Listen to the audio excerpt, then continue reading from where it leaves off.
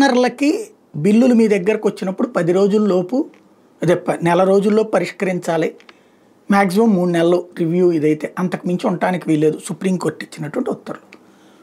రాజ్యాంగబద్ధంగా గవర్నర్లకు ఉన్న విశేష అధికారాలలో కోర్టు జోక్యం చేసుకుంది తనకున్న విశేష అధికారాలతో.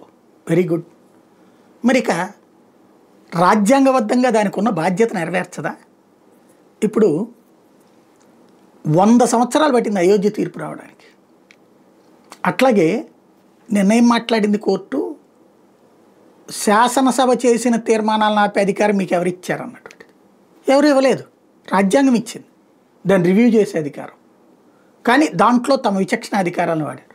మరి అట్ ద సేమ్ టైం రాజ్యాంగం రూపొందించిన 2 చట్టాలు, రైతులకు సంబంధించిన చట్టం ఆపమని సుప్రీంకోర్టు ఎట్లా అడిగింది? లోక్సభ రాజ్యసభ రెండిట్లో చర్చ తర్వాత ఆమోదం పొంది రాష్ట్రపతి చేత కూడా ఆమోదం పొందిన దాన్ని ఆపిచ్చింది కదా. ఎవరిచ్చారు మరి అధికారం? శాసన వ్యవస్థ చేసిన దాన్ని.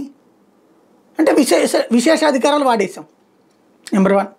నెంబర్ 2 వచ్చేటప్పటికి ఏదైతే 2 శాసనసభ ఏది లోక్సభ రాజ్యసభతో పాటు దేశంలోని సగం శాసనసభలు ఆమోదించినటువంటి కొలీజియం సిస్టమ్కి వ్యతిరేకంగా ఉన్నటువంటి జ్యుడిషియల్ కమిషన్కి సంబంధించినటువంటి ఉత్తర్వుని మరి 5 సభ్యుల ధర్మాసనం చేసేసింది. అంటే విశేషాధికారులు ఎవరు వాడారు ఇక్కడ? అలాగే కోర్టులలో ఉన్న కేసులకి ఒక లిమిట్ ఉండదా?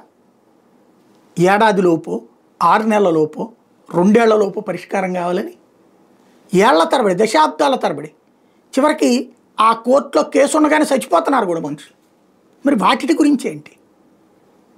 మనం బాధ్యతగా ఉండి మిగతా వాళ్ళకి చెప్పాల్సినటువంటి అవసరం ఉంది కదా.